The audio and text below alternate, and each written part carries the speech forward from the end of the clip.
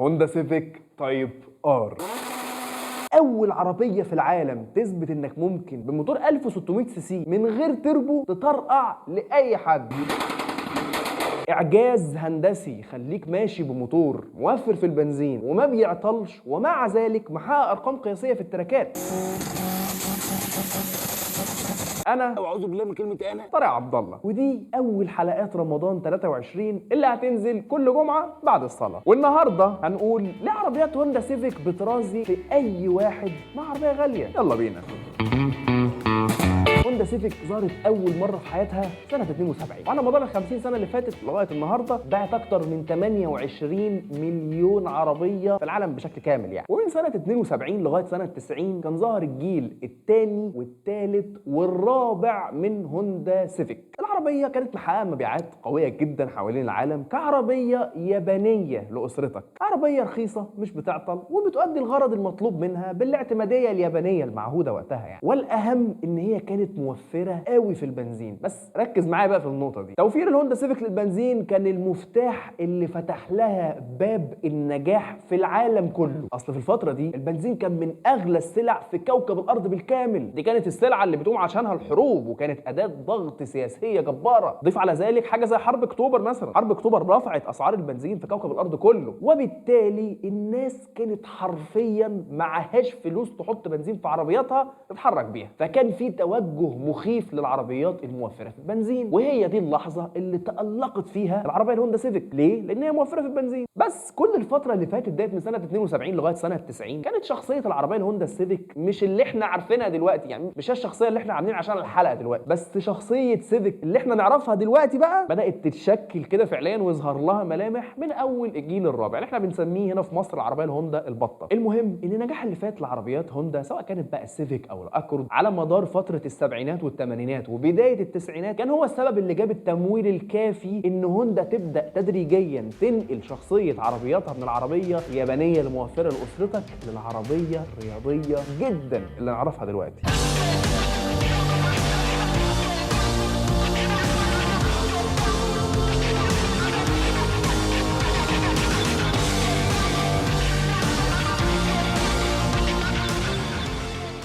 92 كانت اللحظه اللي خرج فيها الجيل الخامس من هوندا سيفيك واللي غير موازين اللعبه تماما، عمل تعريف جديد خالص للعربيات الرياضيه او الهوت هاتش على وجه التحديد. الجيل الخامس من سيفيك كان اول جيل يتنقل فيه البتاع اللي اسمه الفيتك ده، وما ادراك ما الفيتك. الفيتك كان حرفيا العصايه السحريه اللي خلت مواتير 1600 سي سي عاديه جدا من غير لا تربو ولا سوبر تشارجر بتطلع احصنه متخلفه، في نفس الوقت هي موفره جدا في البنزين واعتماديه ما بتعطلش، والعربيه نفسها رخيصه وبتجري جري مخيف اللي هو الموتور بيغني وبيقول بابا وماما، مفيش حاجه بيعملهاش. في الفتره دي اصلا على مدار التسعينات او الثمانينات كانت المعادله بكل بساطه انت يا اما معاك موتور موفر جدا في البنزين بس ما بيجريش، يا اما معاك موتور بيجري بس مش موفر في البنزين. هنا الكلام اختلف تماما باستخدام شويه حاجات منتال كده لا داعي لذكرها يعني. الموتور بقى قادر يدخل كميات مختلفه من الهواء حسب الار بي ام اللي انت ماشي عليه. يعني مثلا لو انت سايق على 2000 ار بي ام بس الموتور هيدخل شويه هواء صغنطاطين وهيسقسق شويه بنزين والعربيه توفر وعلى هادي ماشيين واحده واحده. طب لو انت عاوز تجري بقى هتحرق على الغيار. اول ما تعلى مثلا بالار بي ام وتوصل لغايه مثلا يعني 4000 لفه في الدقيقه كده ولا حاجه، حته بنايه صغيره قد كده بالظبط All English all the time. البنايه دي بتاخد اوردر من الاي سي يو او الكمبيوتر ان هي تقفل، وبالتالي يدخل هواء اكتر بكتير من الهواء الطبيعي اللي احنا عارفينه مع شويه بنزين زياده وبتروح العربيه. انت حرفيا في اجزاء من الثانيه بقى معاك قوه حصانيه اعلى بكتير من اللي انت ماشي عليها اصلا. وهي دي اللحظه اللي اتحولت فيها شخصيه سيفيك من العربيه الرخيصه جدا لعيلتك للعربيه الرخيصه لعيلتك برضه بس ممكن تجري بيها وقت ما تحب. وهو ده قمه الاعجاز العلمي. لا وخد التقيله كمان، خد التقيله ده في منها حته نسخه رياضيه ما اقولكش، غير اصلا بقى اللي انتوا بتشتروها عادي. يعني في حماده ده اللي هو موتور 1600 سي سي 130 حصان وبتاع، في حماده تاني خالص بقى. الحماده التاني ده كان اسمه السيفيك الاس اي ار، ده على وجه التحديد في الجيل ال 93 الخامس من الهوندا سيفيك. الاس اي ار ده كان بينزل بالموتور البي 16.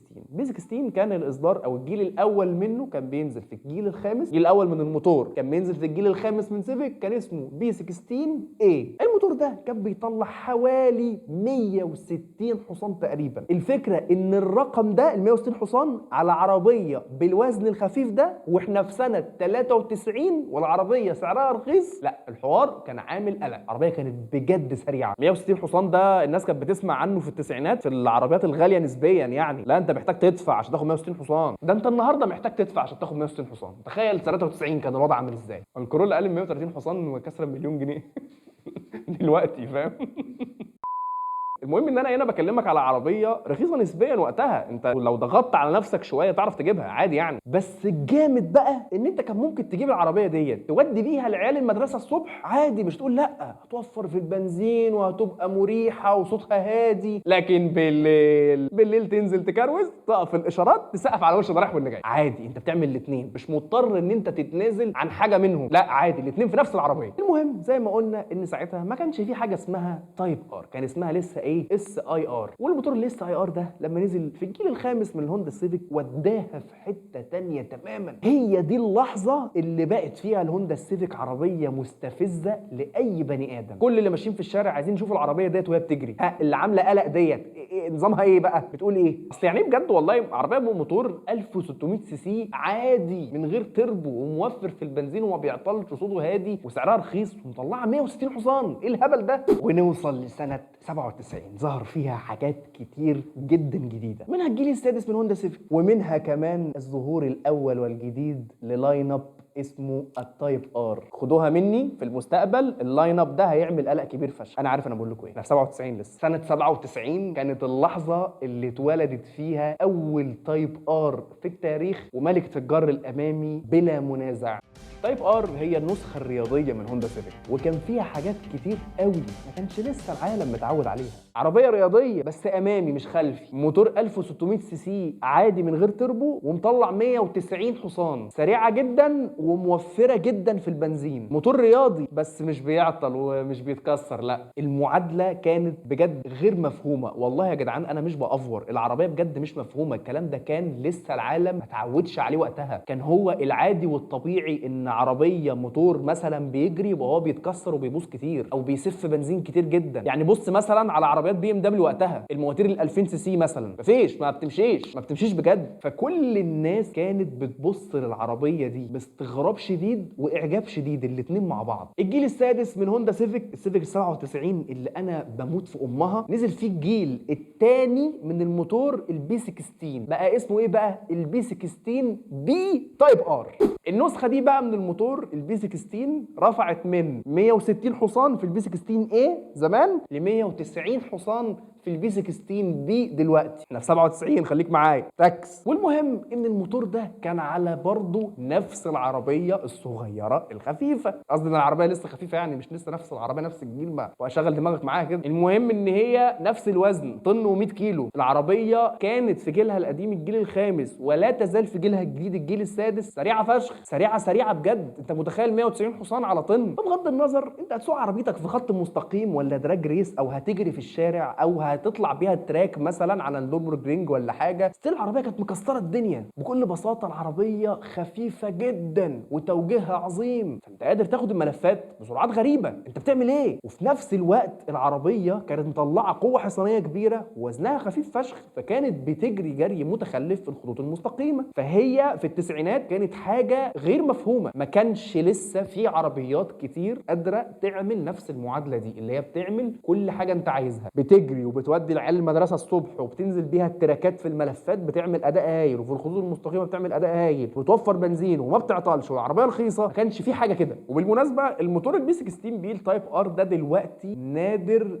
جدا وغالي سعره. يعني انا مش هقول لك سعره كام، جرب كده تفتح اي باي تكتب بي 16 بي انجن وشوف الناس عارضاه بكام. وبالمناسبه تاني برضه انا انا اول حلقه في حياتي صورتها على عربيه هوندا سيفيك كان عليها الموتور البي 16 بي على عربيه صديقي المحترم مصطفى براحين. يعني لو حد عايز يتفرج على الحلقه، هي كانت اول حلقه في حياتي ففكك، يعني انا كنت قالب بتوني خليفه في نفسي، عديها خليه خفيف كده. الموتور كان داير 7 بي اس اي، كان مطلع بتاع 300 حصان كده تقريبا. يعني لو عايز تاخد فكره تشتري بكره. مش هحط لكم الحلقه بصراحه دوروا عليها عشان هي حلقه وحشه قوي بصراحه. المهم يا سيدي ان في اللحظه دي شخصيه سيفيك الجديده اللي احنا نعرفها دلوقتي اتكونت بالكامل خلاص بقى وظهرت في فيلم فاست اند فيوريوس بقى وايه ما تقصى. احنا دلوقتي 18 اكتوبر 2001 ظهر الجيل الجديد من هوندا سيفيك تايب ار. شكلا ما كانتش الطف حاجه بصراحه، يعني عربيه شكلها صعب، بس موضوعا اول تايب ار في التاريخ تكسر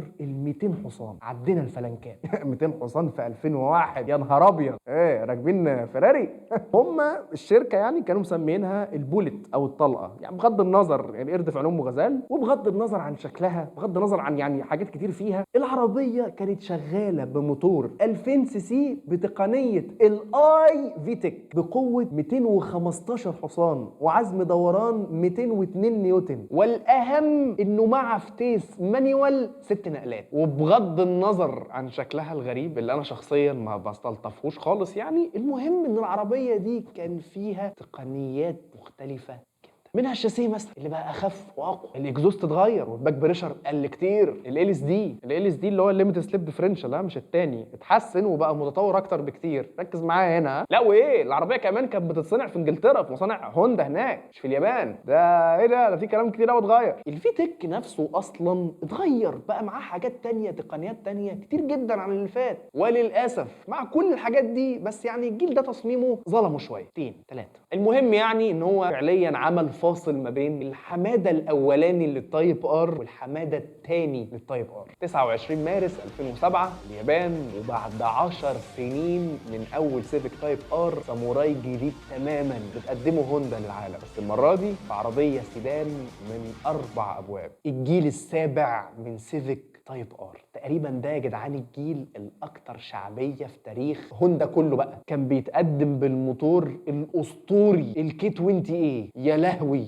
الموتور كان بيقدر يوصل لغايه 8000 لفه في الدقيقه، يخرب بيت صوته من غير اي حاجه ولا محتاج بص كده زي ما هو كده. موتور 4 سلندر 2000 سي سي من غير تربو ومطلع 225 حصان وعزم دوران 215 نيوتن متر مع فتيس مانيوال 6 نقلات. يا نهار ابيض على الجمال. الموتور ده كان ولا يزال من اهم واجمد المواتير اللي ممكن تسقطها على عربيات هوندا سيفيك وتتون فيها الى ما يشاء الله روح. لا وفي ناس كمان قدرت تنزل الموتور الكي 20 بتاع السيفيك ال 2007 في السيفيك ال 92 و97 عادي. طبعا بعد تعديلات كتير جدا، المهم ان هو نزل ركب ودار، هو ده المهم. الجيل ده ما كانش بس بيتميز بالموتور بتاعه، لا الجيل ده كان تصميمه فاجر، تصميمه كان من عالم تاني. عربيه جميله جمال غير عادي، تفاصيلها فعلا حلوه، سواء بقى كان التصميم السليك او الهادي المسحوب بهدوء كده من غير خطوط حاده وعنيفه، او ممكن تلاقي لك كام زاويه عنيفه في الاكسدامات بتاع، بس الديزاين نفسه صاج، خطوطه ناعمه جدا، كبوت قصير، عربيه مرميه على الارض وظهرها مرفوع كده من ورا وشكلها ما قدمش والله، برغم ان التصميم يعني النهارده احنا العربيه عندها عمرها دلوقتي 15 سنه، التصميم لسه ما قدمش، تصميم جامد جدا. انت يعني انت لو شفتها اكيد عارف ان هي مش معموله موديل 23 يعني، بس تحس ان هي لا 15 سنه لا كتير يا 15 سنه عليها. لكن بص لكرولا مثلا ابعد عني، بص رجلك، ابعد عني، ابعد عني بدل ما تبكي في وشك يا عم، ابعد عنه رساله. المهم يعني تايب ار كملت حياتها على مدار اجيال كتير جدا جايه لغايه ما وصلنا للجيل الحالي اللي هو الجيل ال11 من سيفيك تايب ار. مش مشهور قوي يعني عندنا هنا في مصر، ان خلاص تايب ار بقت عربيه فعلا غاليه كتير، وبعدين عليها جمارك كتير جدا، سواء كانت جايه بقى من اليابان او من مصانع شركه في امريكا عليها جمارك طرش. نفس اللحظه انت عندك عربيات اوروبي من غير جمارك وبتاع، فخلاص انتهت. طبعا انتهت بالنسبه لنا احنا هنا في مصر، عشان هي ما انتهتش، ده كينج اللعب. واخيرا هوندا قرروا يستخدموا مواتير تربو في العربيات السيفيك التايب ار بتاعتهم. بص بقى لما الموتور التربن راح فين، وطبعا توربينا ستوك اللي هو يعني سيف في السيف سايد. موتور 4 سلندر 2000 سي سي تربو مطلع 315 حصان وعزم دوران 420 نيوتن.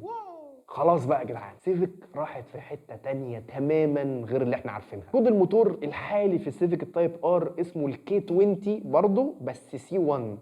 تحديثات بقى وتطويرات وبتاع، بس هو ستيل كي 20 يعني. ويا خرابي على اللي عامله في التراكات والارقام القياسيه. اولا كده يعني فتح كلام، بسم الله الرحمن الرحيم، هو اعلى موتور في قوه حصانيه للتر الواحد. يعني من الاخر كده يعني ال1000 سي سي في الموتور ده واقف عليك بحوالي 157 حصان. يا خبر ابيض. فكك بقى من الجيل ال11 والجيل العاشر، تعالى بقى اكلمك عن المواتير اللي بتنزل هنا في العربيات السيفيك في مصر، اللي شباب بتعدلها يعني، اللي بتسقط في العربيات السيفيك. طيب سريعا كده، انت عندك المواتير الفيتك، الاس اي ار، التايب ار، الاتش 22 اي، وعندك الموتور والله لا اقرا اسمه البي 16 بي. معلش بقى والله مش قادر احفظ ولا قادر اعيد الصراحه يعني. نبدا بالفيتك كده سريعا. الفيتك بينزل بشكل اساسي في كل العربيات الهوندا سيفيك ال 92 وال 97 اللي في مصر يعني، الانجكشن يعني حسب الرقم الكودي بتاعه بقى، انت زد ولا ايه وبتاع. المهم ان انت يعني بتلعب في رينج كده حوالي 125 حصان، تقل شويه تزيد شويه حسب الرقم الكودي بتاع الموتور بتاعك ده يعني، اللي على الله خالص ده. وبعد كده عندك الموتور الاس اي ار اللي اتكلمنا فيه، اللي كان بينزل في السيفيك ال 93، اللي هو كان الجيل الاول من الموتور البي 16 اللي كان بيطلع حوالي 160 حصان. كلام جميل كلام جميل. طب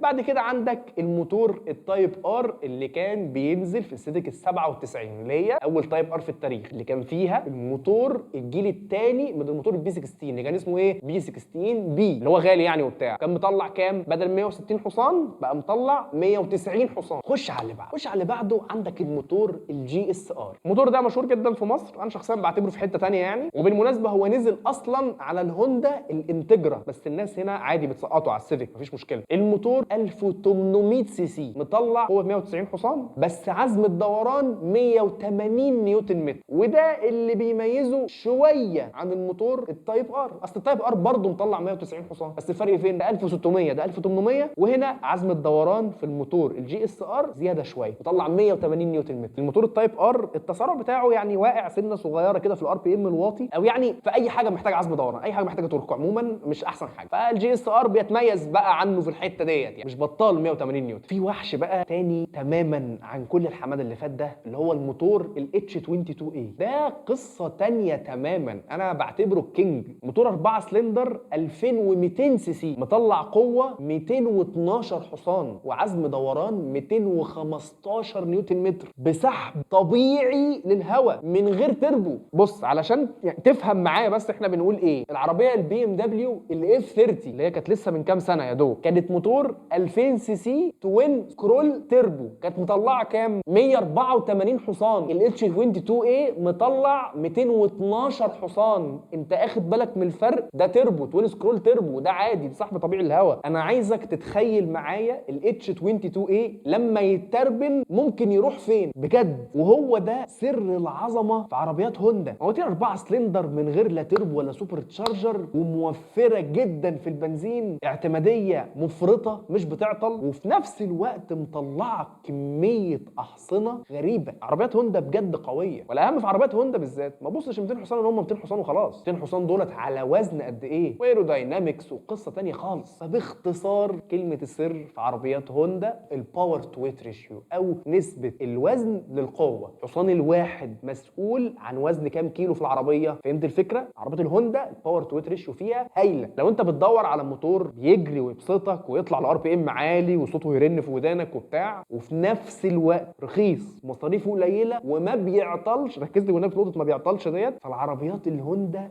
خيار ممتاز في القصه دي. انا شخصيا كان معايا عربيه هوندا سيفيك 93، هي يا دوبك جت شدت شده محترمه، 3 سنين من غير اعطال، 3 سنين في عربيات التسعينات، ركز معايا. فلا فعلا الموتور بنزين زيت كان الله بالسر عليه. بس الموضوع انتهى. عربيه الهوندا التايب ار في التسعينات والالفينات كانت مجننه الناس في امريكا. ازاي عربيات بموتور 5000 سي سي و6000 سي سي وبيتسقف على وشها من عربيات بموتور 2000 سي سي، ويا ريتها تربو ولا سوبر تشارجر، ده مفيش، موتور 2000 سي سي على الله. وبعدين انت ازاي مطلع كل القوه المتخلفه دي، وفي نفس الوقت انت اخد جايزه السياره الاكثر توفيرا في الوقود في امريكا؟ يعني كيف بجد؟ ساحر؟ في الحقيقه هو مش ساحر سحر ولا حاجه، السحر الحقيقي في القصه دي كلها هو كوكب اليابان الشقيق، كوكب اليابان اللي بيبص للامور من منظور تاني خالص غير اللي كل الناس بتبص فيه. بس يا سيدي مهم جدا انت تشترك على القناه عشان يوصلك كل جديد، ما يفوتكش حلقات، واستنونا بقى، استنونا على مدار شهر رمضان لسنه 23 كل جمعه بعد الصلاه. كل جمعه امتى؟ بعد الصلاه. انا طارق عبد الله ابو المواتير، سلام عليكم. عايز حد بقى يجي لي سنه 25 يقول لي انت ما نزلتش حلقه الجمعه اللي فاتت وبتاع،